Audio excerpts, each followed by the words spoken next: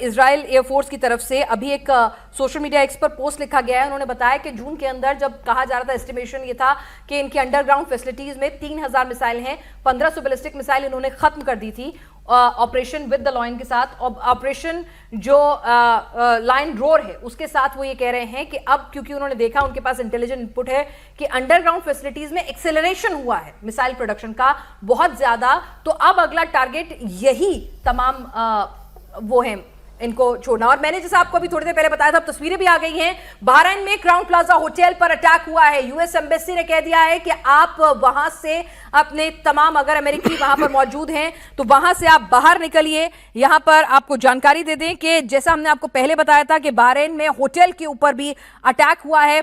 Crowne Plaza hotel के ऊपर target करते हुए अटैक हुआ था और जिसके बाद कहा जा रहा है कि उसमें कुछ इंजरीज भी हो सकती हैं। उससे भी डिनायल नहीं था कि इंजरीज भी हो सकती हैं, इस बात को भी डिनायल नहीं किया जा रहा था। तो यहां पर अभी जो अपडेट आ रहा है ताजा, बहरीन में ताजा हमले किए जा रहे हैं ईरान की तरफ से। तो ईरान की कोशिश यही है कि मिडिल ईस्ट के देशों को ज्यादा से ज्यादा टारगेट करे, ज्यादा से ज्यादा निशाने पर रखे, ताकि कम से कम यहां पर कम से कम एक दबाव जो है वो बनाया जा सके, एक मैसेजिंग जो है वो दी जा सके। तो बहरीन की ये तस्वीरें आपके सामने हैं। यहां पर लगातार हम आपको अपडेट दे रहे हैं कि ईरान के साइबर पुलिस बिल्डिंग पर हमला हुआ था, उसकी तस्वीरें हमने आपको दिखाई और मल्टीपल स्ट्राइक्स जो हैं वो बहरीन में सुनाई दी हैं। और अमेरिकी एम्बेसी की तरफ से यह खबर आई है कि बहरीन में अमेरिकन सिटीजन को कहा गया है कि जो मनामा इलाका है वहां पर जितने भी होटल्स में आप हैं, भले ही वो कोई बहुत सिक्योर 5 स्टार होटल क्यों ना हो, आप वहां से निकलिए। तो मनामा में यूएस एम्बेसी ने कहा है अपने सिटीजन को वहां से निकलने के लिए। यूएस के गवर्नमेंट ऑफिशियल्स वहां से पहले ही निकल चुके हैं। क्राउन प्लाजा होटल पे ये आप तस्वीरें देख रहे हैं ताजा हमले की। यानी यहां पर इजराइल ये चाह रहा है कि जल्द से जल्द आवाम जो है वो टेक ओवर करे। उन्हें, जैसा काले साहब ने कहा, कि उन्हें लंबी लड़ाई नहीं लड़नी है और अमेरिकन बॉडी बैग से तो सबसे ज्यादा डरते हैं, तो उसकी तो नौबत आनी ही नहीं देनी चाहिए।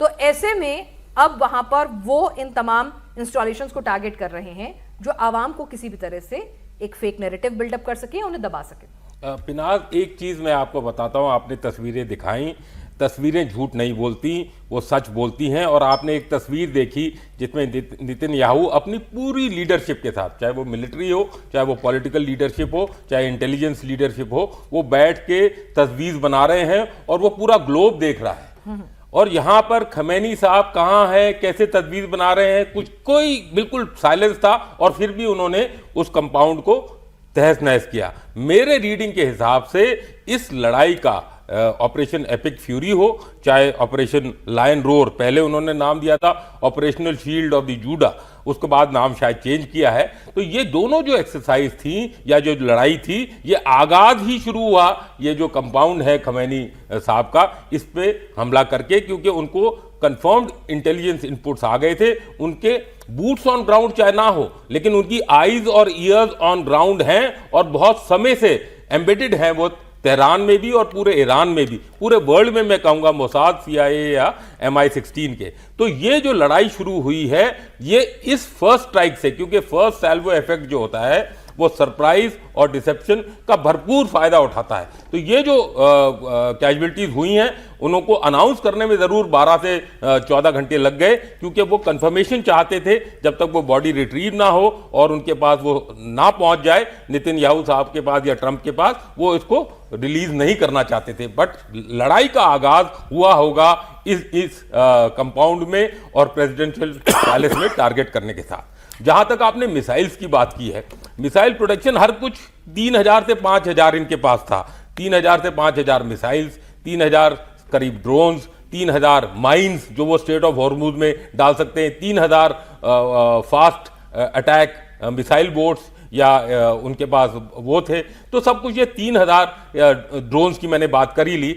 तो ये एक सीमित है। काले साहब ने बोला कि सस्टेनेबिलिटी USA के पास कम होगी, ज़्यादा देर नहीं बढ़ाना चाहेंगे। बिल्कुल सही बात है, 7 से 10 दिन से आगे ये लड़ाई नहीं बढ़ेगी, लेकिन सस्टेनेबिलिटी ईरान की उससे भी कम है, बहुत कम है जितनी की USA और इजराइल के पास। नेतन्याहू ने साफ ऐलान कर दिया, अभी वहां पे जो इजराइल एयरफोर्स की तरफ से ट्वीट आया है वैभव, वो तो साफ बता रहे हैं कि भाई पिछली बार वाले में हमने 1500 निकाल ली थी, अब की बार टारगेट ये है कि जो प्रोडक्शन कैपेबिलिटीज को पूरी तरह से डिस्ट्रॉय किया जाए, ये जो अंडरग्राउंड ये नई नई मिसाइलें जमा करते हैं इसको भी खत्म किया जाए।